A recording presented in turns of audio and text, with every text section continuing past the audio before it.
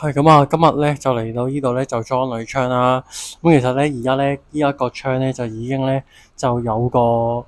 冷氣機喺度噶啦，個分體嚟嘅係啦。咁啊今日咧就要裝翻呢隻鋁窗係啦。咁啊裝呢隻窗最麻煩就係在於咧呢度咧其實咧唔知點解咧就有個凹位喺度嘅係啦。咁凹位嘅話咧咁就會有機會咧就會入水嘅。咁所以咧，我叫嘅做法咧就係咧攞個洗手板咧就封咗呢一度佢咯，係啊，咁啊先裝嘅，係啊，咁樣，咁啊跟住就同埋咧就裝完窗啦，亦都咧就要裝埋嗰個冷氣機分體風箱啦，係啦，就擺喺度嘅，係啦，咁樣，咁啊啲料咧就上晒嚟㗎啦。咁啊，包括個底通啦，係啦，跟住之後咧，呢個咧就係嗰個濾索板啦，跟住嗰個風箱嘅燙窗啦，咁然之後咧就係呢一個主窗嗰個窗框嘅，係啦，咁啊，今次佢就唔係用燙窗嘅，就係用個驗窗嘅，應該就係內驗窗嚟嘅，係啦，咁樣，咁啊拆好晒啲材料咧就可以裝得㗎啦。咁啊裝之前咧就應該咧個次序咧就應該咧做好個濾索板咧就封個底啦，咁打晒玻璃膠封咗佢啦，咁就確保咗呢啲水咧就唔會話喺呢一度流入嚟啦。係啦，咁先裝嘅。係啦，咁啊之後咧就會再裝埋個底框啦，然之後再上埋隻窗咁樣咯。咁啊幾個步驟咯。好，咁啊而家咧就開工啦。好啦，咁而家咧就裝咗個底通啦。咁啊個底通就喺度嘅，係啦。咁啊跟住咧就有一塊咧鋁索板咧就喺出面嘅，係啦。咁塊鋁索板即係呢度就未搣啲保護嘅，自己先搣啦。咁然之後咧下面咧就已經打晒個玻璃膠噶啦，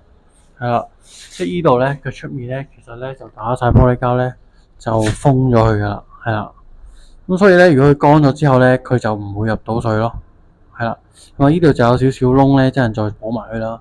係啦，咁然之後咧就裝個底通啦，咁個底通就側邊啦，同埋下面咧收螺絲啦。咁而家咧就其實就擺咗個窗框上去咯，係啦。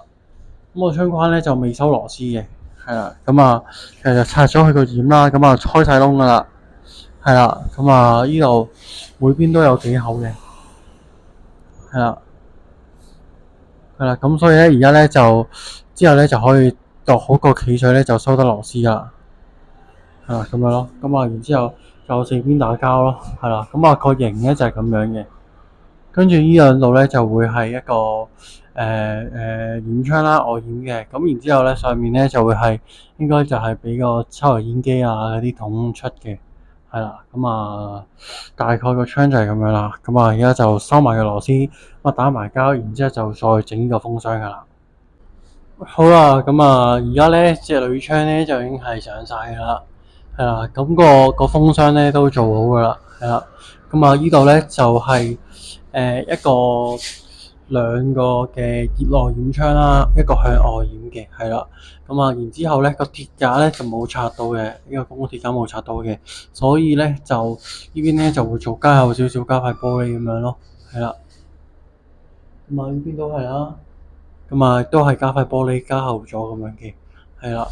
咁樣，咁然之後咧個底咧就因為有個凹位啦，咁所以咧下面咧就擺咗塊咧一個鋁索板喺度啦，咁然之後咧就填晒玻璃膠噶啦，係啦，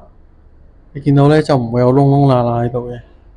係啦，所以咧就唔會入到水噶啦之後，咁啊而家咧就最後一個步驟咧。就係咧就執好個牆啦，咁啊因為都架咗好多嘢啦，咁拆咗好多包裝啦，我哋會做嘅，咁啊執好個牆之後咧就會全面咧就打膠噶啦，係啦，咁啊左邊啦、下面啦、咁啊右邊啦，跟住一個風箱嗰個板啦，同鋁窗嘅邊啦，咁啊呢啲冷氣喉嘅呢啲凹位啦，係啦。呢啲全部咧都要打膠、打玻璃膠嘅，係啦，同埋呢啲冷氣喉都要打玻璃膠啦。咁啊，呢度咧就要再加多塊鋁索板咧，就冚住佢啦，係啦。呢度就會裝兩個燙窗嘅，係啦。咁樣打晒膠之後咧，特別係呢一度啦，咁啊入邊咧就會全部咧都要接換膠嘅，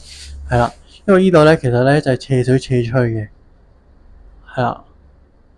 咁啊，呢度咧就要打滿膠，咁就唔會俾啲水咧入到落嚟咯。係啦，咁啊打完膠咧，咁啊呢度就搞掂咗啦。好，今日咧就執清個牆，再打埋個膠。好啦，咁啊差唔多入夜啦。咁而家咧成隻窗咧嘅膠咧都打好晒啦，係啊，包括地下啦，呢個底嗰邊啦，係啦，右邊啦，咁啊同個鋁石板嘅接口位啦，跟住咧就係左邊啦，左邊咧就比較厚少少嘅，係啦，所以打咗2針。跟住上面啦，天花啦，係啦，跟住咧就係個鋁索板同個天花啦，同埋鋁索板同個窗啦，係啦，盡量咧都一手過膠，係啦，咁啊鋁索板同鋁索板之間啦，咁啊啲邊位啦，係啦，咁啊跟住同埋咧，特別呢啲咧一定要小心處理啦，因為呢度冷氣喉咧就好大個窿嘅，咁所以就打咗大量膠填滿落去啦，係啦，就唔好俾啲水走出嚟啦，跟住同埋瓦遮牆身啦，係啦，呢度咧都加一件鋁索板咧封咗個窿啦，亦都打好膠啦，跟住入邊咧係啦，個兩條邊咧都打好晒膠噶啦。咁啊，等咧打高少少咧，咁啊，等啲水入到嚟嘅時候咧，可以斜地咁樣走出去，就唔會入屋咯，唔會嘈喺屋入邊咯。係啦，咁啊，嗰個膠屎咧，等佢乾咗咧就甩咗就得噶啦。係啦，咁啊，跟住下面呢度都要打膠啦，係啦。咁啊，呢度有條冷氣喉啦，填滿佢啦。係啦，咁樣就差唔多噶啦。咁啊，其實裝埋隻窗喐落去咧就搞掂噶啦。好，咁啊，今日咧天差唔多黑啦，咁啊收工先啦，拜拜。